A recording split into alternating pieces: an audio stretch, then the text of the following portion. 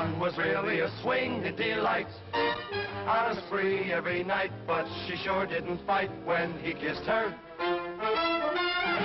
3 blondes in his life, for a gasser with class, one was bright. Though she took him apart from the start, he just could not resist her. There were more you have guessed, for his passion for blondes was obsession. And he'd go into gear every time one came near, wrong or right. 3 blondes in his life, one was cool and real kind like a friend. She was honest except for the secret she kept to the end. For the blonde in his life, who became his dear wife and died to please him, was the real gold brunette, and she may love him yet. Poor fool.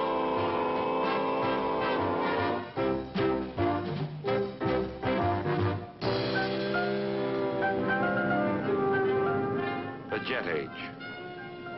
It's really a wonderful way to travel, except it gets you around too fast. I'm Duke Wallace, insurance investigator, better known on radio and TV as a private eye. Last week, Bombay. Yesterday, Johannesburg. And now, well, now we're approaching New York City. I've given up trying to figure out where I'll be next. Because every time I start to like a place, the boss calls, sends me someplace else. Well, like now. It's cocktail time in Johannesburg. And Roseanne didn't like it a bit when I had to break our date. But that happens. Rogers just calls and says, get yourself back to New York on the next plane.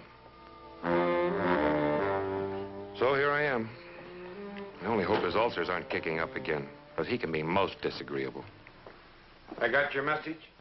I can put up with anything but stupidity. What happened? Well, one of Kelly's operators disappeared.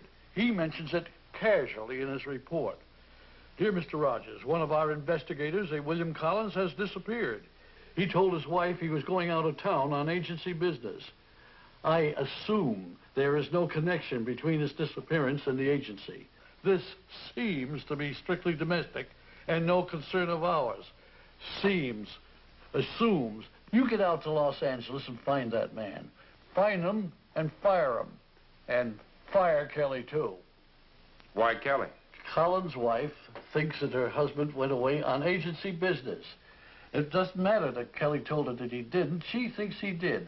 And she's going to be telling anyone that'll listen to her that he disappeared because of the job that he was working on. If she starts talking, the agency's going to be laughed out of town. Now, you find that man and find him quick. And keep his wife from blabbing, too. Mary. Yes, sir. Make me a plane reservation for Los Angeles so I can leave this evening. Yes, sir. And Duke, don't bother to look into Dino's or into the Crescendo. You won't find him there. Don't worry, Chief. I'll find him. No matter what it costs you.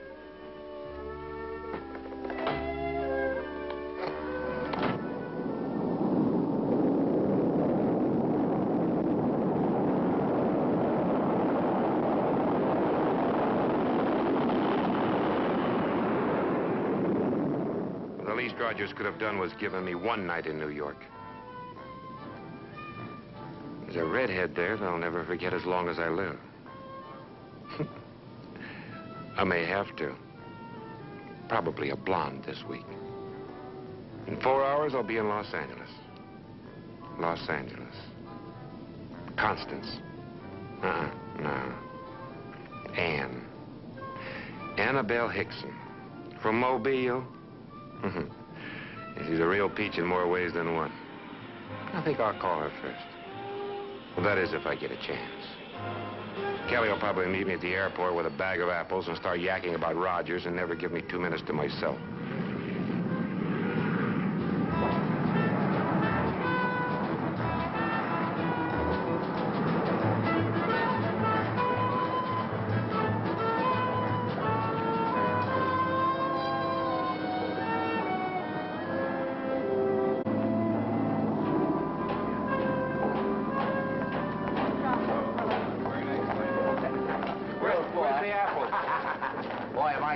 see you. What a stinking mess.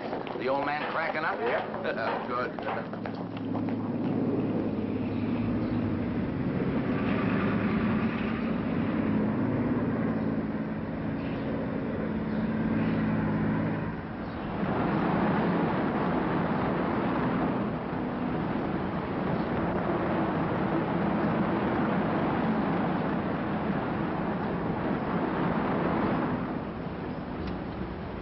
Wednesday the 10th, Collins didn't report for work. Saturday the 13th, his wife called the office and asked me where her husband was. She said that Tuesday night, I think the 9th, he packed the suitcase at 8 o'clock, said he was being sent out of town by the agency for an assignment. Said he'd probably be back on Friday. Kissed her goodbye and left. I told her that the agency didn't send her husband out of town for an assignment. And matter of fact, his last assignment was on Friday the 5th. She said, well, where do you suppose he went? I said, I haven't got the slightest idea.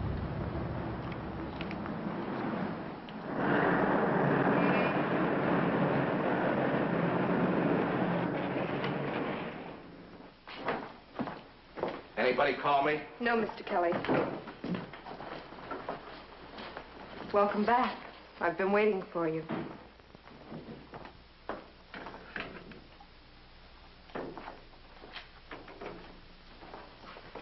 No cream or sugar.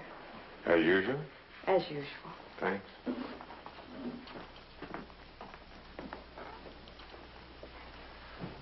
I checked all the cases that Collins had worked on. There were 4. His first job for us was strong arm. He was a bodyguard for a witness in a fraud case. Case number 2, a jewel case. Lost, strayed, or stolen. Collins made an investigation, discovered no evidence of anything. We kept the case open on our books, but the insurance company paid off anyway. Number 3, a routine double indemnity auto accident. Collins' check concurred with that of the police, who were satisfied it was just what it looked like. Case closed. 4, the bank messenger deal from New York. Collins held the stakeout until we established positive identification. He was relieved Friday the 5th. That's about all there is. Why don't we take a look through his locker?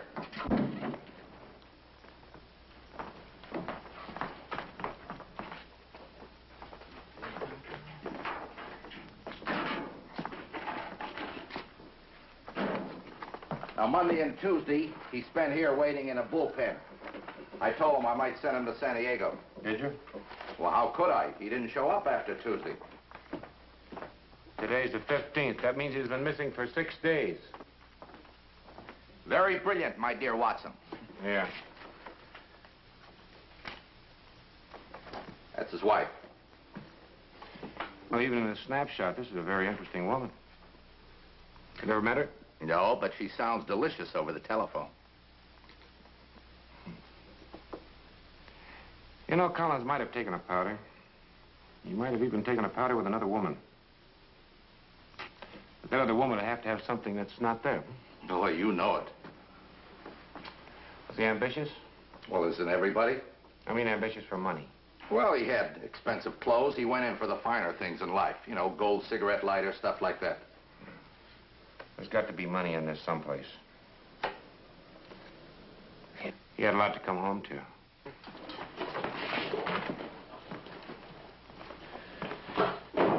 You know, Rogers is really blowing his top. Oh, yeah, I meant to ask you about that. What about me? You're fired. Oh, thanks a lot. I'm sorry I asked. Think nothing of it. Well, maybe I'll write our friend Mr. Rogers a nice letter now. There's a few things I've been saving up to say to him. Like, drop dead, you louse. Rude letter will follow. You want an apple? No, thanks. Forget it. When the old man cools down, he'll forget it. I'm going to take the company car, go back to the hotel, and drop my things off. Then I'm going to go see Mrs. Collins. Call me later.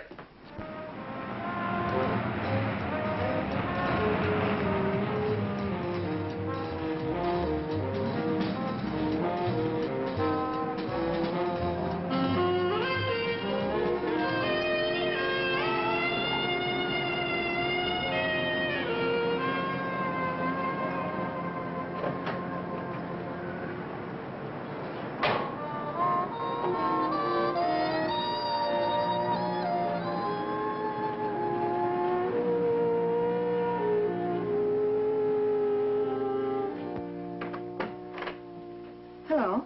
Lois Collins? Yes. I'd like to talk to you about your husband. Come on in. Was he back yet? No, he isn't. Won't you sit down? Thank you. Would you, care for a drink? Bourbon. Bourbon and water, if you have it. Mm-hmm.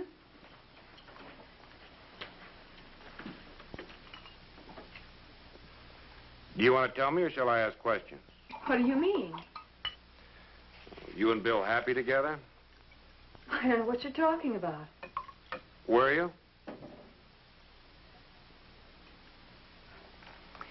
Well, we were married when Bill was working for Holland Company in Seattle. I thought I was in love, and so did he. We were married a year when Bill enlisted in the Navy. That's an old excuse. He did shore patrol work in Seattle, and then later he was transferred to San Francisco. We didn't see much of each other. I worked days, he worked nights. Oh, I knew he was playing around, but I didn't know what I could do about it. Outside of leaving him, I didn't want to do that. Why not? Well, he needed me.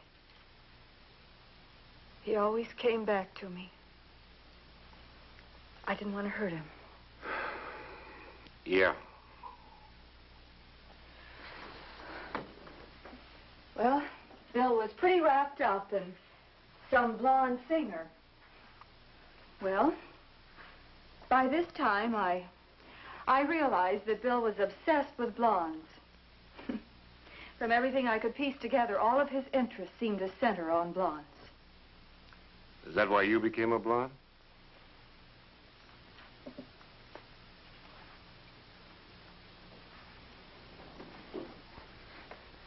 You can't blame a girl for trying. Well, anyway, it didn't do much good. We talked about divorce, and I made up my mind to file. But I just didn't get around to it. When I finally decided, he'd already broken with a singer. He quit his job, and we moved down here. He was always restless. He was always talking about moving someplace else. For a while, he worked for a small agency, and then he got unsteady with your company. Just about that time, I realized he was involved with another woman. How'd you know? Oh, I could tell the minute it started. He said it was his work that kept him out late. I knew better. Well, I finally made up my mind to file. But I don't know, I just didn't get around to it. Now I will. Do you want another drink? Yes, please.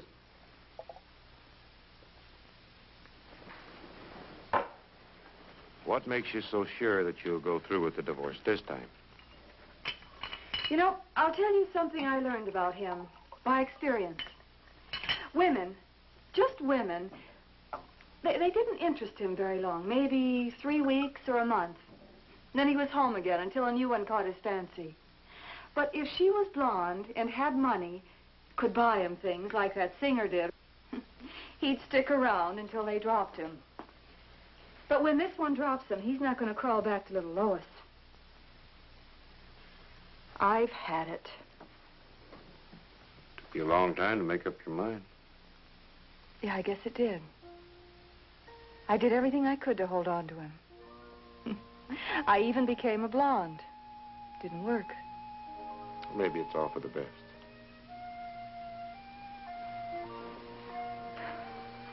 I'm glad you came. You're so understanding.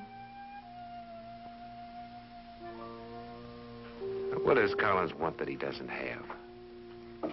Certainly not love or affection. Because Lois has plenty of that. Money. Well, that's an item that his wife Lois doesn't have. Maybe money is a lead to Collins. Yeah, I've just been rereading Collins' report on the jewel robbery case. It reads like fish smell. Listen to this. No, wait a minute. Betty, come in here. Oh, put the coffee down. I want you to sit here. You're Mrs. Carr. Kelly, Sit here, Mr. Carr. Reconstruction. Now, they stopped at the Sportsman for a nightcap about 1 in the morning, parked in the empty lot next to the bar, didn't lock the car, no attendant in the lot. They had one drink at the place and then started home. The spot was about 3 miles from their house. As they were driving, Mr. Carr noticed that the rear vision mirror had been taken from the car. About a half a mile from the bar, they turned into a side street. A man in the back seat stuck an automatic against Mr. Carr's neck and told both of them not to turn around and to drive slowly. Now, he told Mrs. Carr to take the diamond pendant off that she was wearing. It was insured for $25,000. She removed it and handed it to the man. Now, he told Mr. Carr to stop. He opened the door, got out, told him to drive fast, not to look around or not to turn back, or he'd let lead fly. Mr. Carr drove home as quickly as possible, phoned the police who alerted patrol cars, but they didn't pick up the robber. Now, that's Mrs. Carr's story, and it's corroborated by her husband. And it's as phony as Hollywood snow. Any good detective would have laughed at it unless he had a reason not to. She told the story both times, and both times it was straightforward. Yes. And both times she said that the man had stuck an automatic in the back of her husband's neck. If she told the story in her own words, it's reasonable to assume that she would have said that the man stuck a gun in the back of her husband's neck. The word automatic was someone else's word. Someone that wanted an automatic in the car that night because he probably owned a .32 special revolver. So, I'm going to go visit Mrs. Carr.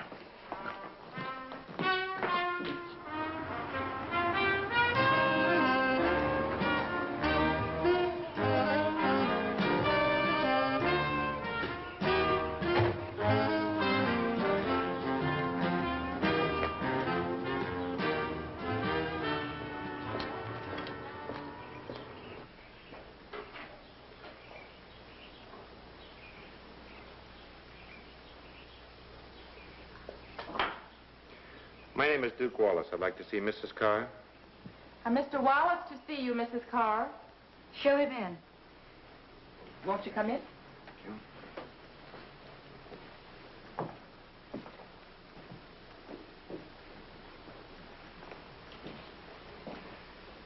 I didn't mean to disturb you, but it's about the stolen jewelry. Stolen jewelry. You did have some jewelry stolen.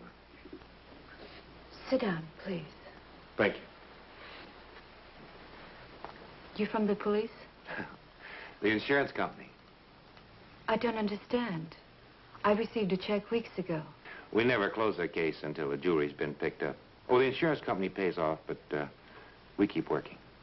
I see. It's mostly negative work. We circulate a description of the article, keep an eye on the well-known fences, and let it go at that. It shows up sooner or later. Altered or broken down some way, but it turns up. Has mine turned up? No. Let me fix you a drink.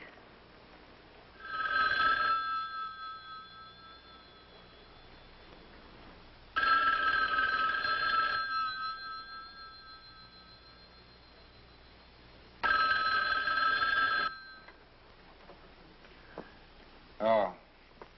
Duke? Yeah. Kelly, they found Collins. Tell him his wife's divorcing him.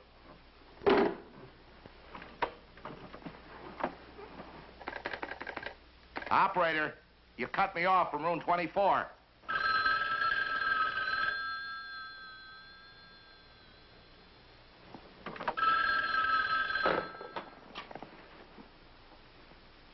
It's too late. He's dead. Oh, talk to me, boy. Where'd they find him? The San Bernardino Mountains, about 50 miles from here. I'm going to run over there. You want to come along? Yeah, I'll pick me up in 20 minutes. Good.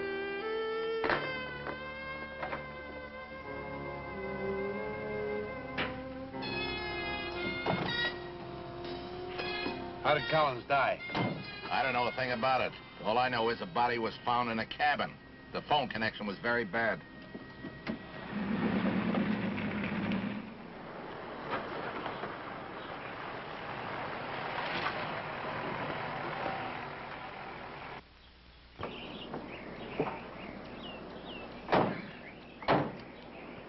You Mr. Kelly? Hi, Sheriff.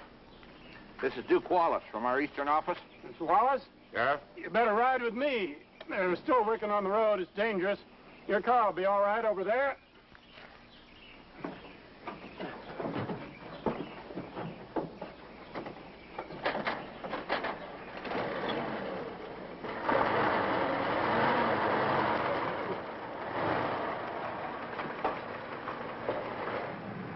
The place where we found the body is the Bailey place. It's the first place you come to on the other road. Whose place? Bailey place. Go ahead. Place is usually closed up in the winter. They ain't never gonna make a real summer place out of it, neither. The lake's too cold. You can't do that here. There's fire restriction. What? Fire restriction. Who found the body? I'm getting to the body. Joe Randall found it. He gets paid to keep an eye on the places over here. Comes over once a week. Well, he was passing the Bailey place and swung his flashlight around and seen the door was open, so he went in and there was the body. Dead body. Well, then the damn fool got excited and got his car stuck in the mud. It was almost an hour before he could get it out and get over to my place. I come over, and what with one thing and another, it's after 2 o'clock in the morning before I can get talking to you people. Seems like everything happened. Elsie down at the phone place couldn't get through to Los Angeles for 2 hours. Because of some kind of trouble. You sweet on Elsie? Well, she's not my type exactly.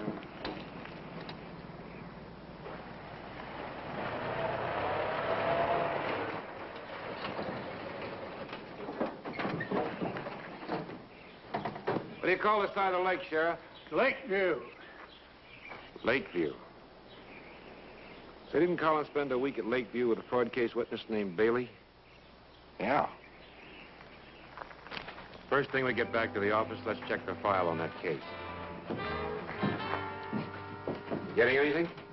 Yeah, one clear print on the inside, but just smears on the outside. This table clean? Yeah, I checked all that.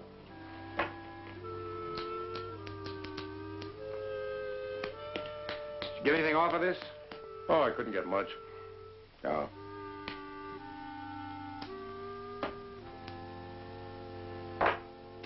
What about the matches? Just smears.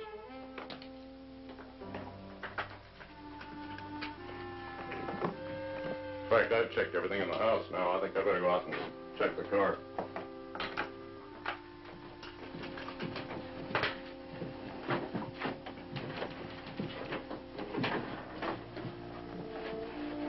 Canned meat, canned vegetables, eggs, quart of milk, head of lettuce, bunch of onions, bread, a roast.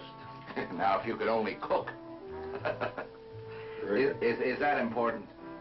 Could be.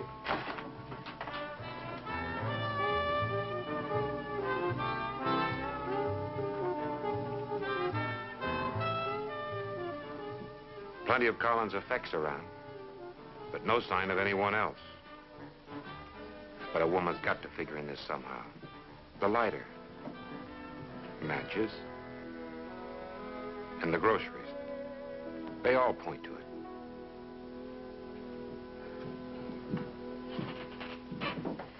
Is that the slug? Yes, I just took it out.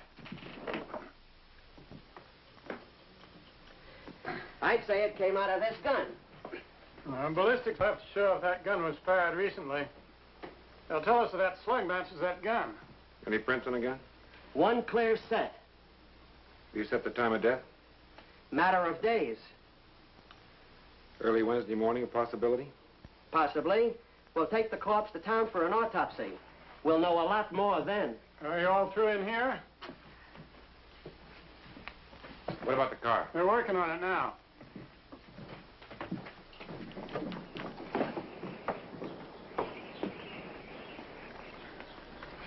Any luck? Yeah, prints as clear as a bell. Plenty of smears. Must be Collins. Yeah, we've covered everything here. Let's get back to town. Gentlemen are ready to take you back to your car.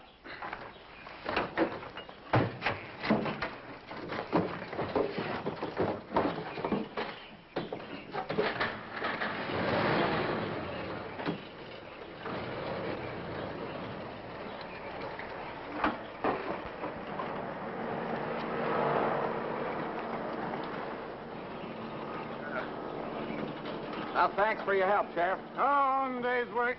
A little bit of this country air do you city boys a lot of good. You're right.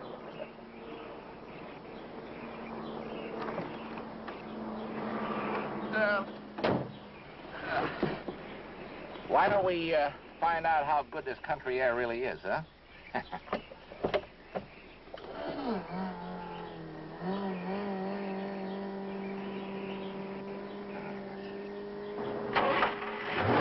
Nice.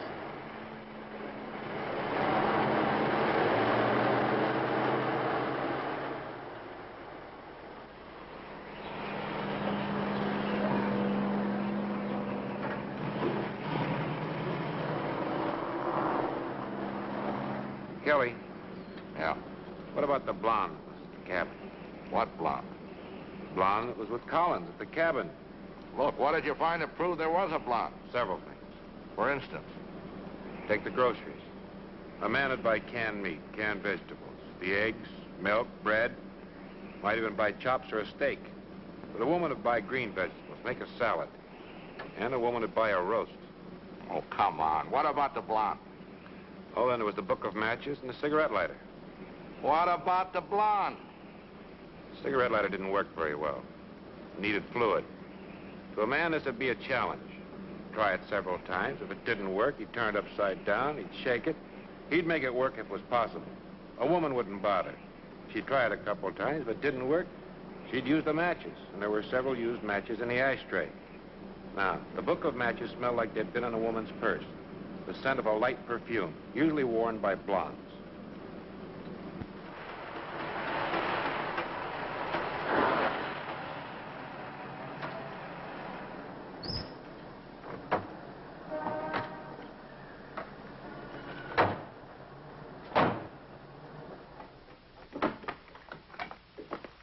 Okay, let's assume you're right. There was a blonde. How did she get back to town from the cabin in the mountains? She had help. Now you got two people up there besides Collins, and all out of that pointy little head of yours. Yeah, she had help. I don't think any woman would drive those mountain roads in the black of night. Even to have fun. So? So Collins drove her up there. I don't buy that. You know, it takes two mighty smart people to spend any amount of time in a place and not leave any definite clues. And those two almost did. What do you mean? Well, the groceries are another angle. She didn't know whether she was going to stay or not. But she made sure if she did stay, she was going to eat on her vacation. What makes you so sure she was a blonde? Pattern. Collins got something pretty nice at home. But I figure it's another blonde. You know, if any one of your hunches pay off, I'm going to treat you to a case of good booze. I'll buy that. I think you'd better go see Lois Collins and break the news. Oh, be nice to her, huh? And you can drive her to San Bernardino. The police will probably want her to identify the body. Oh, thanks a lot. For your information, I'm going to let Benny drive her, if you don't mind. All right. Meantime, I'm going to look for a blonde. Or two. Three.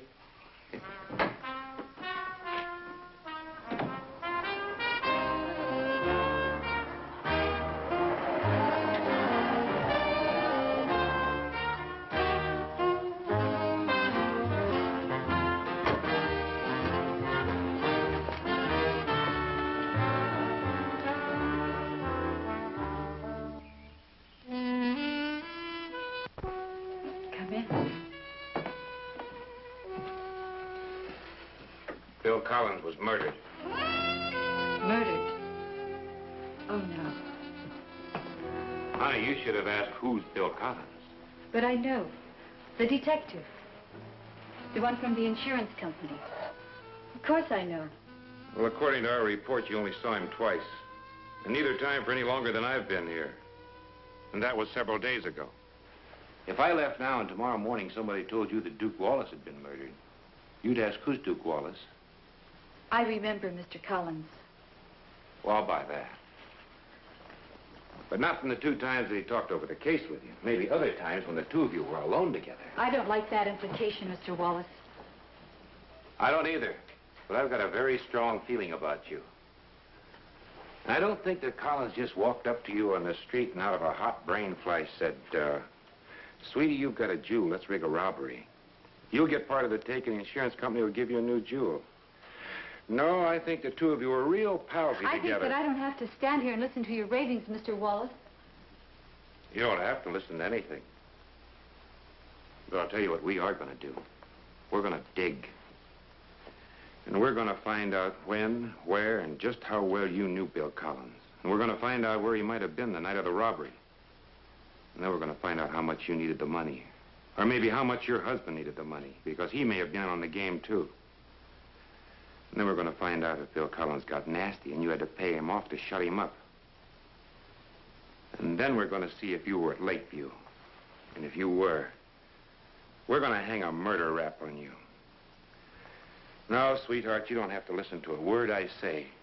I just want to know what you're going to order for your last meal.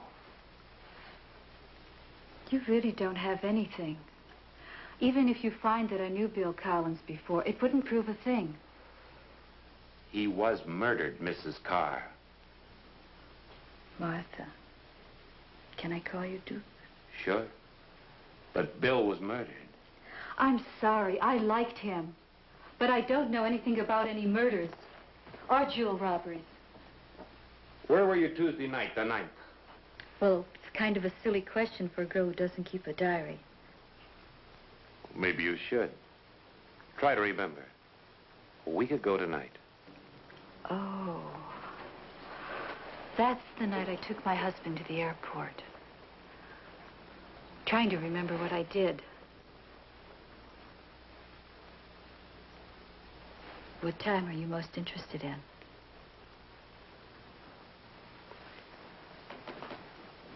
All night? Well, I took my husband to the airport. He left at 7. Then I had dinner. And then I came home. I didn't go out again. Servants can verify it. I'm afraid not. We have just the maid and the cook, and both of them sleep out.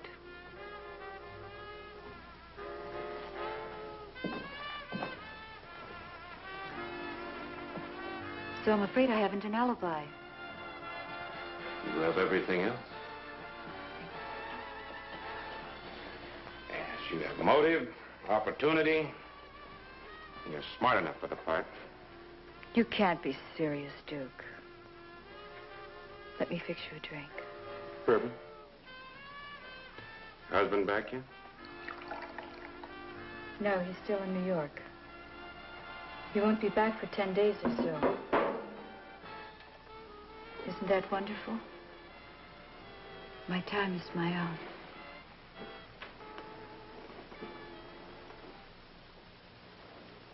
Now, this Bailey who owned the cabin has been in Chicago for a month. He made quite a statement, too. And it all boils down simply to the fact that Collins knew that the key to the Lakeview house was hidden in a flower pot on the front stoop. Hey, boy. Down, boy. Pay attention. Now, it was a very simple thing to find out that Bailey was going to spend an extra month in Chicago. All I had to do was call his office. Collins could have very well done the same thing. All right. We know where he got the key to get in. We knew how he knew it was safe to be there. Now, Martha, I want you to get everything on her you can. Put some in on it. You going to put her on the spot? If she's guilty, I want her. Mr. Kelly? Yeah. Vitamin pills are here. Bring him in.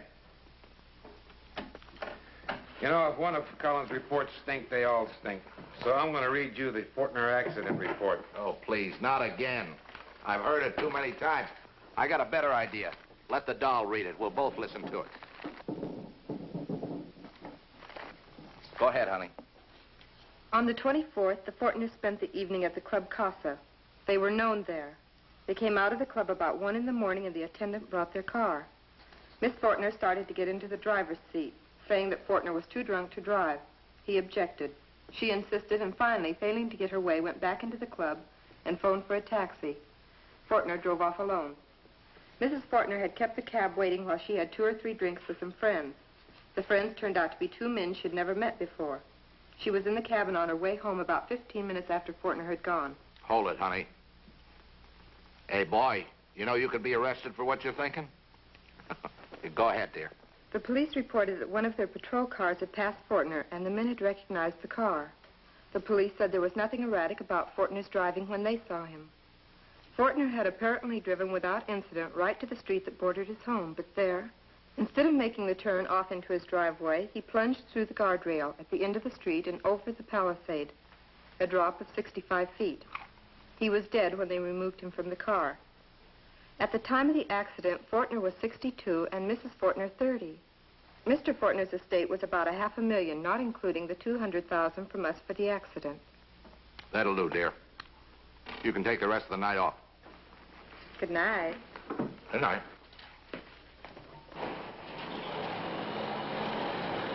Hey, not there, Dad.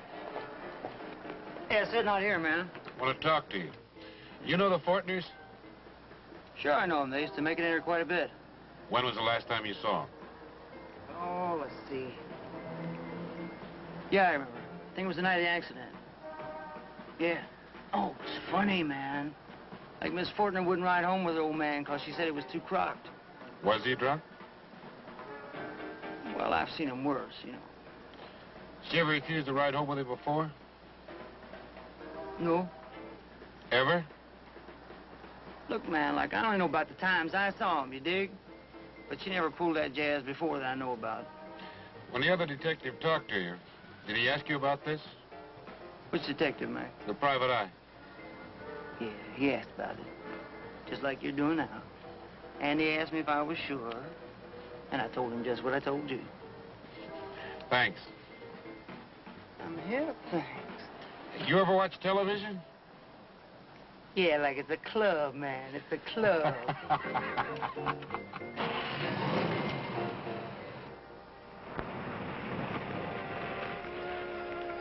So this is Bayville. Pretty exclusive. But then the Fortners could afford it. Or could they?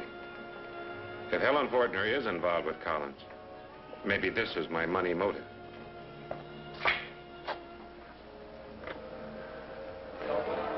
Good afternoon. Good afternoon, sir.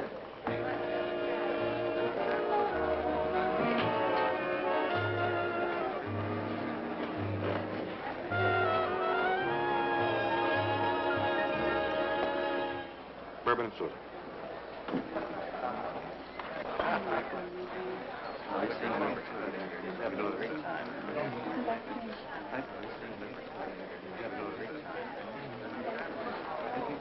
You Helen Fortner?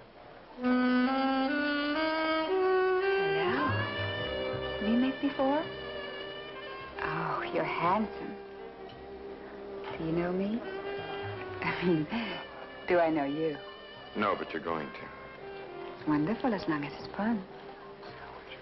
Let's have a drink on it. It'd be my pleasure. Like to try bourbon? All right. Oh, I don't like bourbon. Make it my usual. Can I come see you tomorrow? All right. Why tomorrow? Why not tonight? What time? Anytime. I'll be waiting.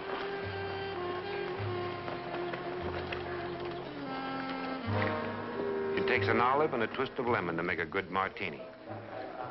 But it'll only take one good clue to put me on the trail of Collins' murderer.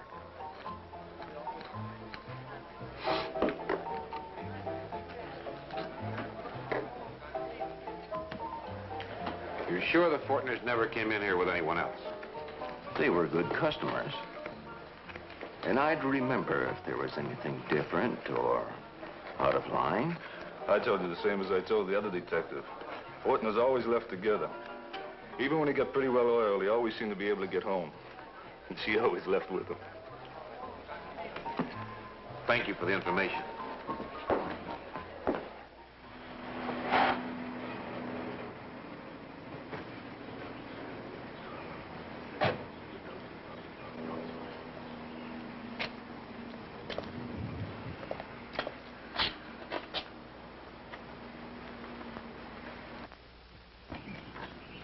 Mrs. Fortner is expected. This way, sir.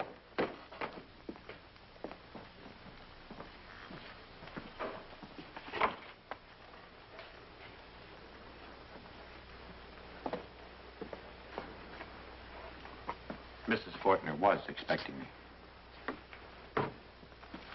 Sit down. Helen, you remember Bill Collins?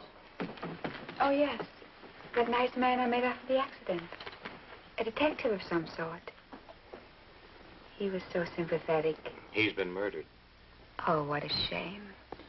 Remember me, Duke Wallace, Insurance Investigations? I'd like to talk to you about the accident that killed your husband. I wanted to drive and he wouldn't let me. He was drunk, and I wouldn't ride with him. You'd been drinking.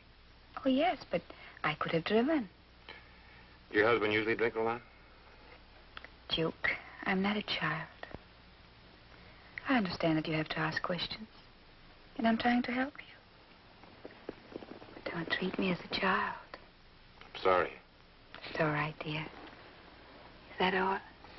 I'd like to know where you were Tuesday night. The 9th. I don't know, dear. Well, you can remember. Try. Think. I'll try. When was the night? About a week ago. Is it terribly important? Terribly. I'll try. Oh, dear. I just can't remember. Why don't we ask Louis? Who's Louis? My butler. I'm sure you'd know. I'll get dressed and we'll ask him. I'll ask.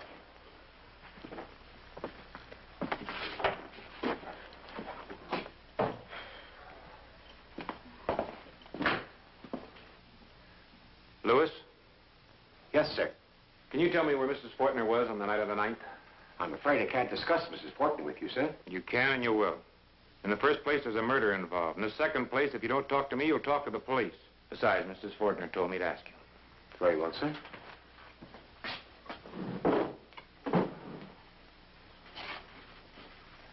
Mrs. Fortner dined at home that night. We served roast duck, sweet potatoes. She alone? Yes, sir. You're sure? Certain she dined alone. She complained that the duck was too greasy and that the French dressing was too tart. Would you care to check?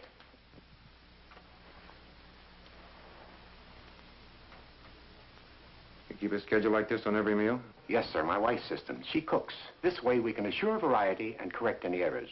What about the rest of the evening? I really couldn't say, sir. Mrs. Lewis and I retired to our apartment as soon as we finished the dishes. What time did you retire? The dinner was served at 6:30. We were no doubt in our apartment by 8. It's not in the book.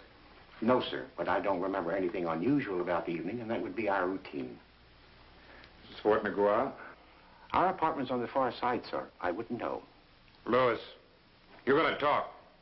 Not to me, maybe, but to the police. They may have to drag you all the way to San Bernardino, but you're going to talk. I assure you, sir, I have nothing to talk about. Mrs. Lewis and I retired about 8, unless there's a party and we are needed. We serve breakfast at 9 in the morning, and during our off periods, we are in complete ignorance of what happens here. Yes, well, on your on periods, do you often admit men to Mrs. Fortner's bedroom? I can remember of no other occasion, sir. Well, there you are, darling. Been looking for you. Did Louis tell you everything you wanted to know? Oh, that's too bad. Aren't you coming back for dinner? Oh, I have other appointments. Oh. You'll come back after your appointments, won't you? You will, won't you, dear?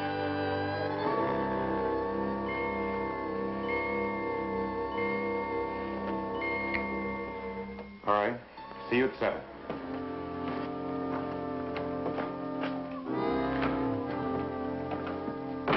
Louis, Mr. Wallace will be back.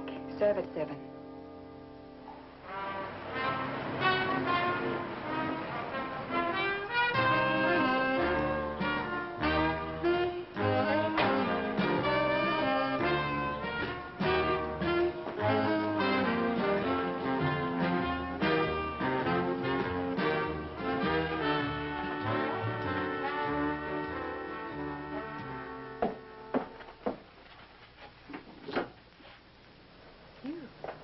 Did you expect Santa Claus? Did you come back for a drink? No, but it's a good idea. Tell me about singing in San Francisco and dating Bill Collins.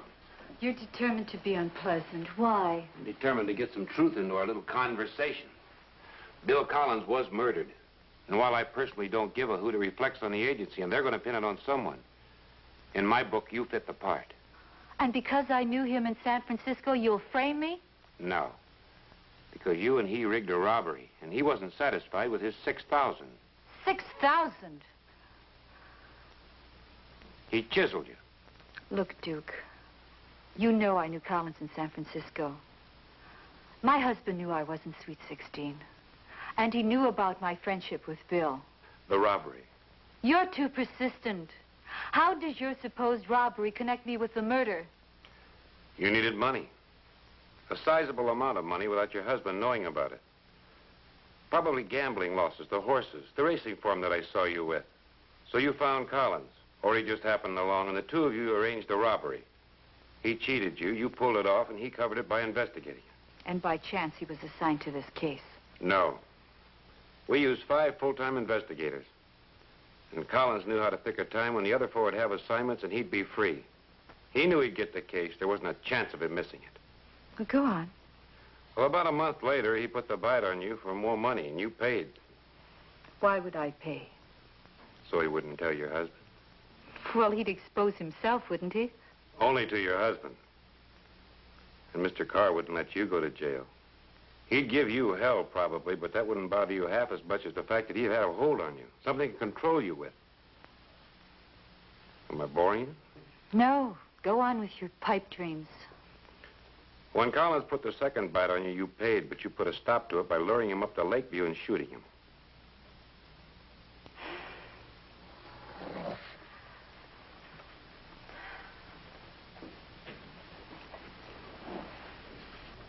You don't believe I killed him?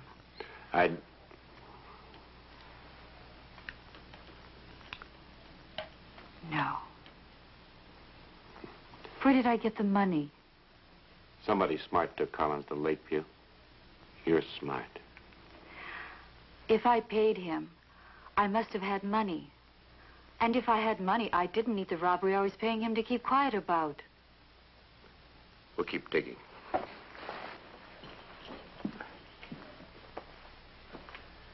We'll keep checking the pawn shops. Maybe we'll come up with the answer to your question.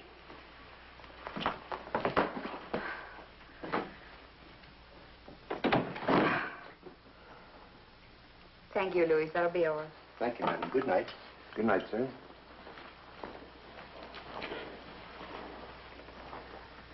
Sit over here. Oh, this is fine. Just comfortable. Something wrong, dear? Helen, will you do me a favor? Yes, what is it? Will you lend me some money? How much? Oh, about 2,000. Silly boy, you're not serious. If I thought you were, I'd get angry. No, I'm not serious. I didn't think so. You shouldn't joke like that. I guess I better go and change into something comfortable.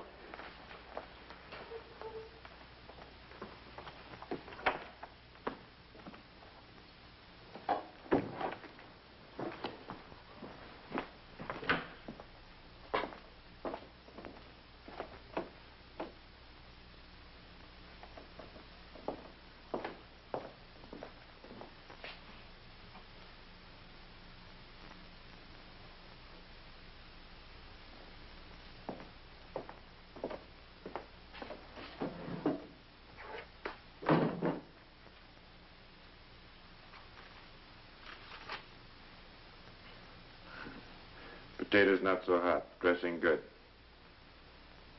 Milk for Madame and coffee for Wallace.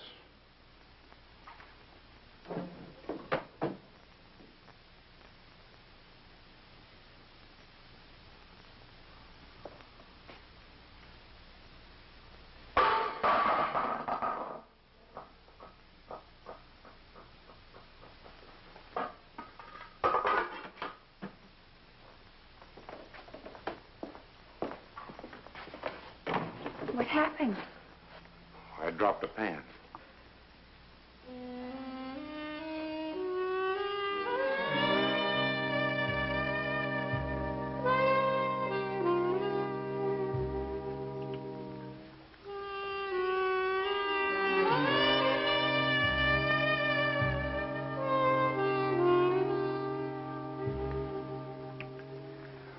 See you later. Where are you going? Well, I've got lots of work to do. Now? Yeah. I'll see you later. Later tonight? It's later. Tonight. Some other time.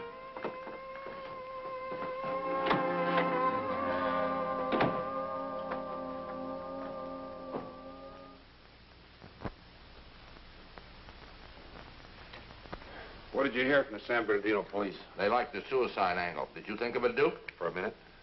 It sounds too easy. Prince? Plenty of Collins. The rest of them were smears. Now, the slug came from the gun, and it was his gun. Time of death? Sometime Wednesday morning. Just a guess, though. He was pretty drunk. Passed out. I said he was drunk. Okay. You don't like the suicide angle, huh? No, there was somebody with him. Well, if he was expecting somebody up there, especially a dame, he might have bought the groceries. You know, stuff she told him to pick up. And as long as she didn't show, he probably sat around getting loaded, feeling sorry for himself. What'd you get from Collins' wife, Benny? She'd been told by the time I saw her. She cried a little, but she did again when she saw the body. She was all over it when we got back. Mm-hmm. Did you get anything out of her at all? She hasn't got an alibi. She was home all alone on Tuesday night from about 9 o'clock on. Give her his last week's check. We'll take care of the funeral. Oh, isn't that sweet? The whole thing gets me right here. You're so generous, Duke. Yeah, it's only money. What about Martha Carr? Mrs. Carr had dinner at the Encore, all right. We got a waiter who remembered her because she paid with the 10 spot before he got to pick up her change. Is that all? Right now, yeah. Good. Why don't you have an apple? Thanks. I already got one. Smart aleck. Any more reports from you? Oh, yeah, I forgot to mention that Collins had 10 grand stashed in the bank. I wondered when you'd get around to checking that. Now, his first deposit was 6 grand. That was 3 days after the car robbery. On the 29th of last month, he deposited 3 more thousand, and then on the 3rd of this month, another grand. Good. Now we're rolling. What else? What about the report to Rogers? You didn't call him. Let him wait. I got a more important call to make.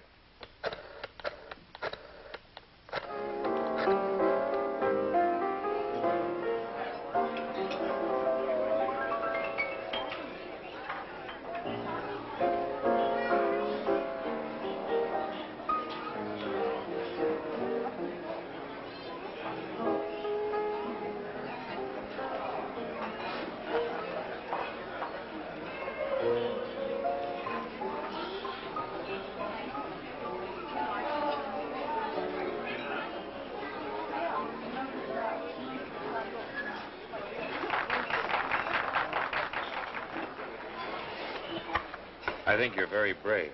I know how you feel. In a way, I'm glad it's all over. Yes, but we'll still have to bury the poor guy. But how? I don't have any money. Didn't Bill leave you anything? Memories of blondes and about enough money to last a week. Would you care to order dinner now, sir? We'll have dinner later. Would you like a drink? Oh, I'll just have coffee. Maybe you should have a drink. Make you feel better. Bourbon and water. Make it 2, please. 2 bourbons and water? Very good, sir. How are you going to get along? Oh, Charlie will probably help me. Charlie? Charlie who? Oh, Charlie Walsh. Well, he's Bill's best friend. And he made Bill a promise a long time ago that he'd always be around just in case. You know, he just moved into the room above me. I'm sure he'll think of something. Oh, I'm sure he will. Well, don't worry about the funeral. We'll pick up the expenses. Oh, Duke, thank you. Are you sure that Bill didn't have some money in a bank somewhere? Bill and banks never seem to get together. Oh. What's wrong, Duke? Well, I thought you'd level with me about Bill's bank accounts. I know he had money hidden somewhere. You sure he never talked about it? What are you talking about? Bill didn't have any money. Well, all he ever gave me was just pin money. I had to scheme to get money for clothes. Well, I guess I might as well tell you. He had several bank accounts. Bill? $10,000 worth. But I'm afraid you won't be able to use it.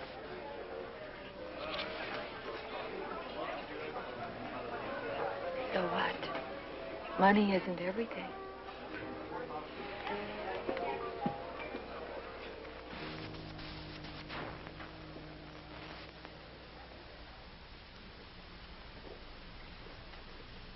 Now, this is only a stab in the dark, but let's say, for instance, let's say that Walt and the Fortner dame knocked her husband off. All right. Okay? Now, Collins found out about it, found out how it was done, and then decided to cut himself in on the deal. All right, go ahead. Go ahead where? Ain't that enough? Yeah, that's enough. That is, if we can connect Charlie and Helen. The bar contact might be enough. She's the type that goes a long way on a casual acquaintance. Now, say that somebody told her they'd get her husband out of the picture without involving her. She might go along with it. I don't think she's got enough nerve to kill a man herself, but she might help. Charlie follows Fortner home. Fortner gets out of the car, goes into the house. Charlie saps him, dumps him into the car, heads it for the cliff. Forget it. What's the matter? You didn't see the medical report. Fortner didn't get sapped. He had no head injuries at all. Had a broken arm. You're a big help. You make it real tough. You got an idea how it happened? No, that's one of the weak spots. Yes, well, there's another weak spot, too. Only one thing bothers me, that mountain trip. Well, Collins could have told either one of the blondes about the cabin. Yes, and for Martha, the timing would have been absolutely perfect. Her husband was going out of town. That would have left her free to spend a couple of days at Lakeview. Now, with Helen, she'd go anywhere, anytime that anybody asked her to. But the cabin is what bothers me. There's something wrong with it. You got a hunch? Maybe. Anyway, we can't do anything about either one of the two blondes until we find out if the Fortner case was kosher. Now, if it wasn't, Helen has got a motive. But the whole thing hinges on the accident and what Collins found out. Well, listen, if he'd have found anything, we'd have found it out too, wouldn't we? Well, that's what I said, remember? Yeah, that's probably where I heard it. I just got a hot flash from the airport. Henry Carr didn't leave that Tuesday night. He left on the noon flight next day. You're fired. Why don't you get lost? We don't need another suspect.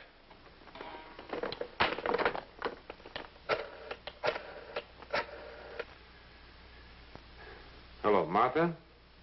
Duke Wallace. The night you took your husband to the airport, did you see him get on the plane? Well, I did what I always do. I left him at the airport. The plane was leaving in 10 minutes or so, so I didn't park. Why do you ask? Routine? He got back this morning. You can see him at his office. Talk to you later. Where you going? See Mr. Carr.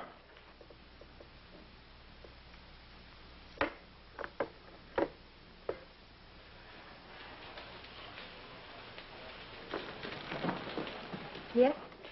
My name is Duke Wallace, insurance investigator. I'd like to talk to Mr. Carr. Mr. Wallace to see you, Mr. Carr.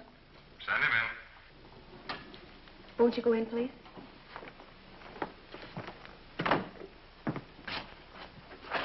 Mr. Carr? Yes. Won't you sit down? Did you know that Bill Collins was murdered? Yes, I do.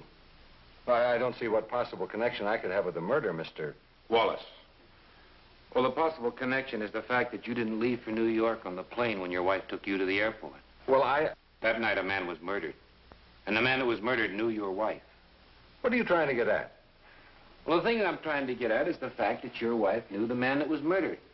As a matter of fact, she knew him before she married you. They were very friendly in San Francisco when she was singing up there. Well, I knew she had friends up there, of course, but I didn't know any of them. I don't even remember her saying that she'd known Collins before. Where were you the night that you were supposed to be on the plane to New York? That's none of your business. Well, it is my business. You didn't leave on the plane for New York the night that your wife took you to the airport. Maybe you found out that she was going to take a little trip with an old friend. And maybe you followed her.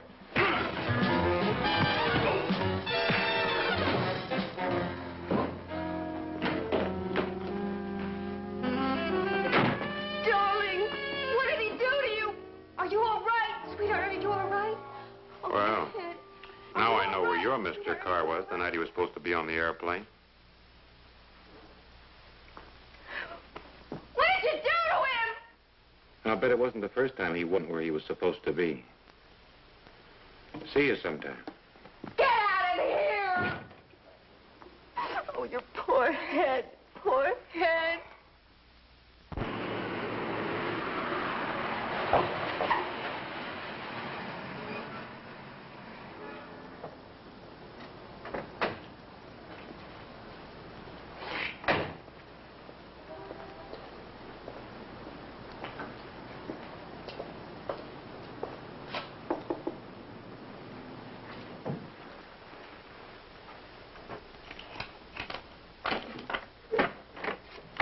Lois, I've got to ask you some questions.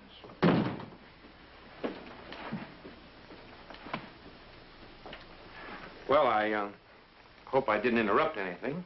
Who's this? He's from Bill's investigating agency. Who's that? Charlie? Charlie Walsh. Live here? I got a room upstairs. Cozy. You trying to make something out of it? Charlie, please. Lois, when was the last time you saw your husband? Tuesday night. He left here at 8:30. Why? He said he had to go. No, I mean, why do you answer every time I ask her a question? I was here when Bill left. That's why. Ah. Stay all night? Now, wait a minute, Bud. Well, how else would you have known whether he came home that night or not? Lois told me. See? I want her to tell me. See? He didn't come home. You know, I should have brought a lunch. That is, if it takes as long to get the answers to the rest of my questions. Wise guy, huh? How do you make him crawl back in the woodwork? Charlie, you better go, please. Ought to punch him in the nose.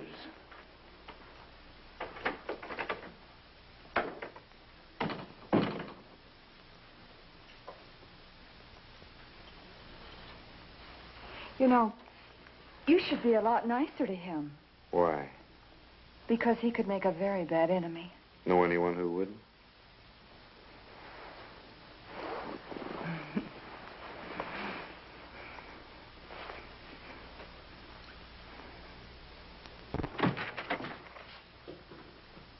Well, I'm glad you could make it. I damn near didn't. What's new? Nothing. Just this. The report on Lois Collins you asked me for. I found out that Lois Collins is playing house with Charlie the bartender. That I know. Here's a list of the bars where Charlie's been tending bar. The last one was a joint called the Bandwagon. He was fired last month. Now, those two blondes came in there frequently, and they knew Charlie, at least well enough to call him by his first name. Go on. But you know, there's a funny thing. Charlie's got a Hollywood apartment he's still paying rent on. You mean besides the room at Collins? That's right. He rented the room around the 28th of last month. What'd you get on the apartment? Nothing. It's the kind of a place where nobody knows anything about anybody. Although the guy across the hall did admit he heard girlish laughter from Charlie's apartment from time to time. Charlie fits in there somewhere. With which blonde? I don't know. I got a hunch. See you later. Well, keep in touch, will you? I remember talking to the private eye, asking if Mrs. Fortner ever refused to ride with the old man when he was stiff. I told him I didn't know of any time she refused to ride with her husband. He was stubborn. He wouldn't let anyone get him a cab. He always drove, and she always rode with him. Charlie Walsh was working here when the other investigator was here? Yeah. You fired him? Look, I ain't making any charges against Charlie. He was popular with the dames, but I let him go. I make just as much dough. There's a lot less liquor going now. I still don't say he stole from me. I just got rid of him. He didn't seem to mind. Nah. Nothing ever really wrong with Fortner, except he didn't seem to pay enough attention to the missus. He'd get riled now and then and put in a few extra rounds with some strangers, but she always left with him. I used to have a drink with her myself once in a while. A nice lady. Nothing ever out of line, just talk. But he saw they got sore about it one night, though, and he cut things short and left in a huff, but she went with him. Charlie used to work here. Yeah. Well, after he left, did he ever come in with the Fortners? Nah, I know Charlie. He'd come in and talk to them when they happened to be here, but he never came in with them or anything like that. Charlie always used to give his friends matches with his address written on the inside.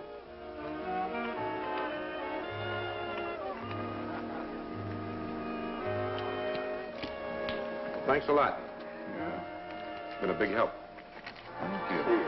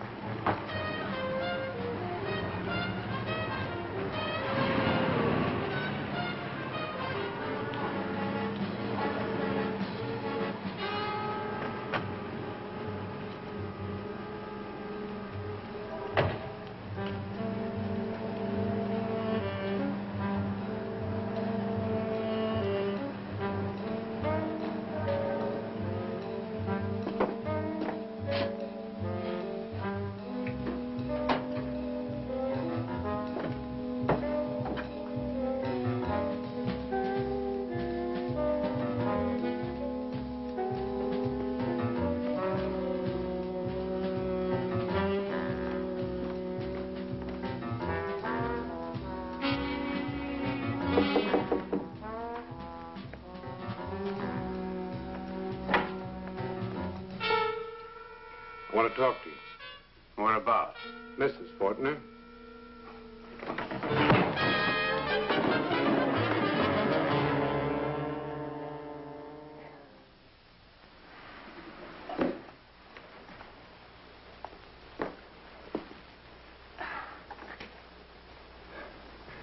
Ooh, that Charlie's a nice guy. I thought he was tied into this deal the first time I saw him playing footsie with Lois. Now I know he is. Why else would he be so nervous? Well, what have you got besides a sore stomach? Only that Charlie knows all three blondes, and all three blondes know Charlie. He and Collins must have had something that was worth money. Maybe some Collins report.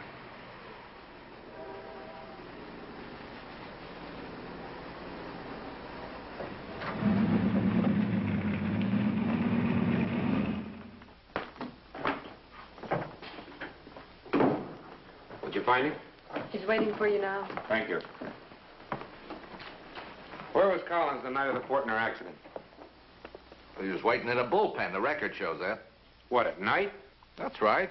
Me, Ted Black, and Collins. Well, it begins to add up. Yes, Collins' report was fine, except for one omission. An omission a good detective wouldn't make. Helen Fortner had never refused to ride with her husband before, even at times when he was drunker than the night of the accident. And that's the important point that is not in the report, and for a good reason. And then there's Charlie. Charlie figures all the way down the line in this somehow, because he was around when Collins was checking. Where do we go from here? I'm going to see Mrs. Fortner again.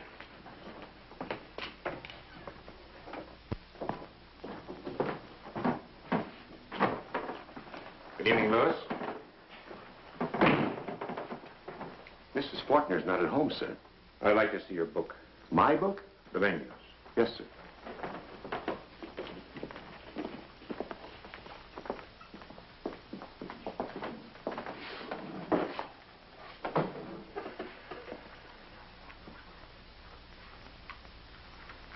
No coffee?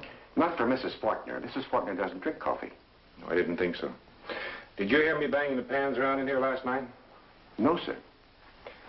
I'll wait for Mrs. Fortner.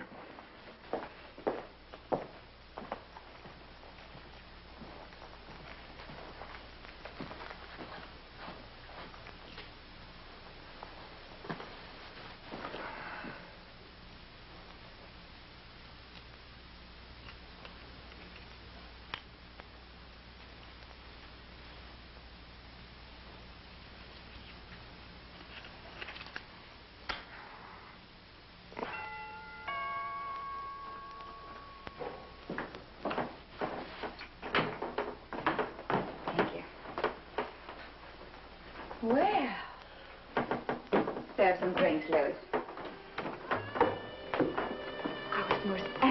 talk to you. I was going to call you.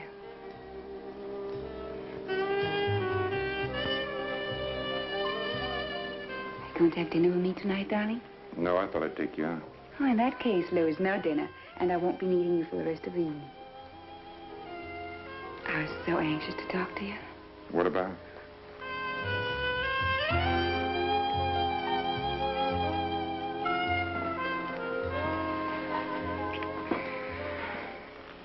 What's the matter? Nothing. Excuse me.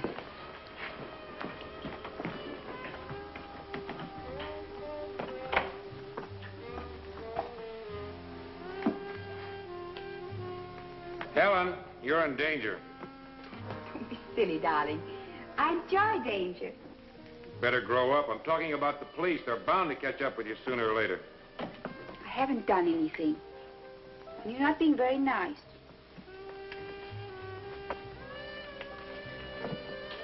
I think you better tell me exactly what happened to your husband and Bill Collins, all of it. Oh, I haven't done anything. My husband had an accident. What about Charlie? The bartender? That's right.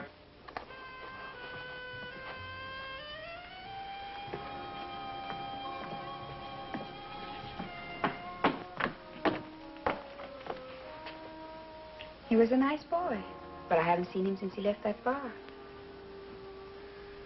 Where did you get these? Oh, those. They're Charlie's. He gives those to all of his friends. You're just not going to tell me the truth, eh? I told you the truth.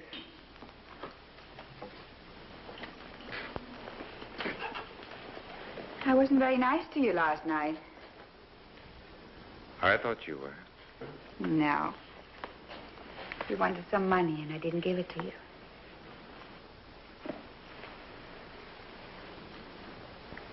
How much do you need, darling? Helen, did you give Bill Collins money? Oh, yes, he needed it, too. He was so nice to me. He asked me to go away with him for the weekend in a cabin. Did you go? No, Charlie wouldn't let me. Let's forget it.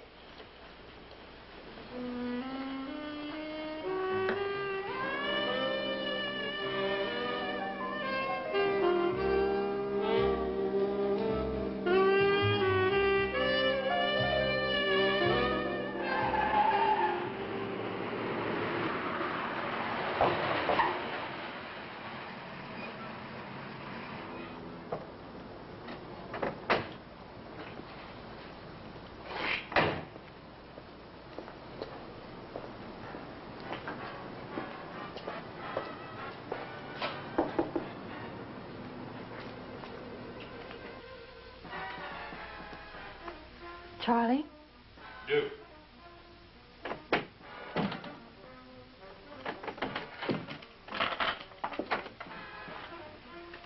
You expecting Charlie? No, of course not. But I don't know anyone else who'd be coming here at this hour. Detectives are checking on me. Routine. Well, I don't like it. Charlie says they're not police. He says they're private detectives like you are. Charlie's smart. What are you doing up so late? I couldn't sleep. I was lonesome. You are expecting Charlie? I told you I wasn't. Is he in? I don't know. I didn't see his car out front. Where does he live? Upstairs, room 16. Don't go. Stay and talk to me. Talk? Stay. Be right back. I'll be waiting.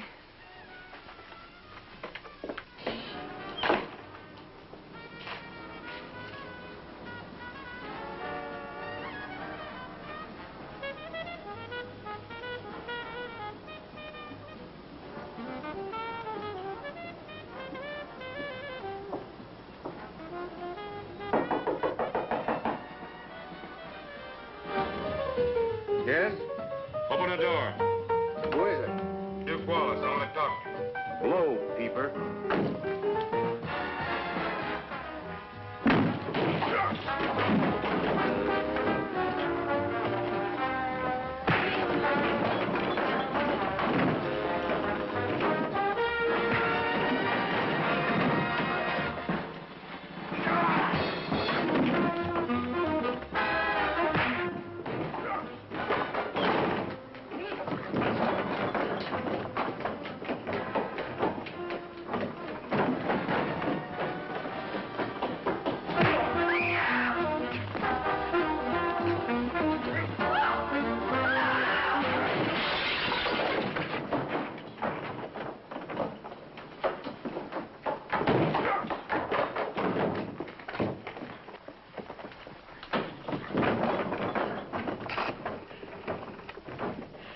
Operator, get me the police.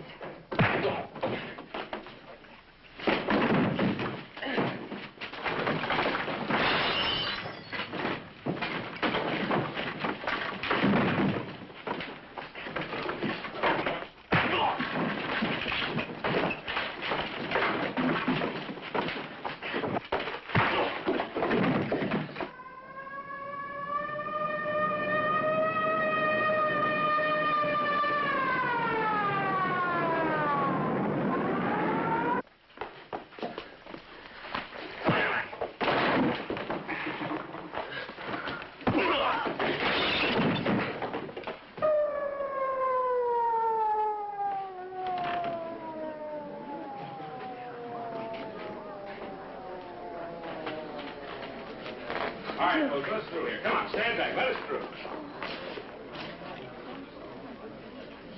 Book him.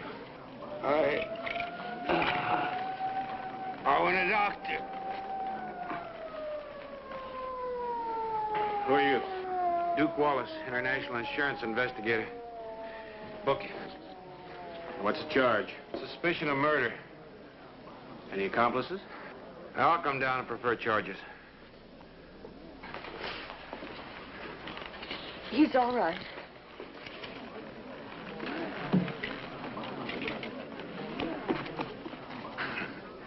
You got a Band-Aid? In my apartment. Let's go get it.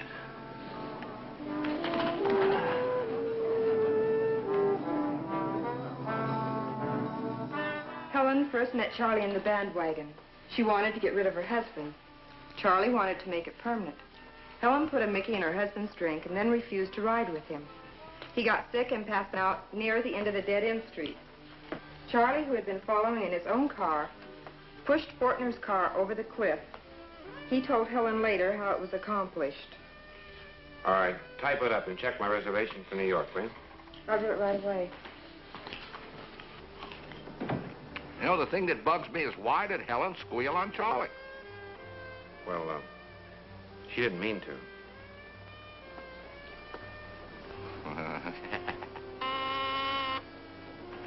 There's a Miss Adams here to see Mr. Wallace. Just send her in.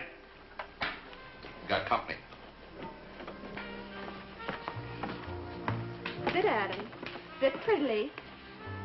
Sit, Adam. Duke Wallace, Ma'am? I need your help. My husband disappeared several days ago. You were recommended to me very highly by Helen Fortner.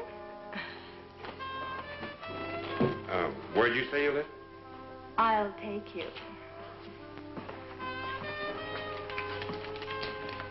I know. Don't call me, I'll call you.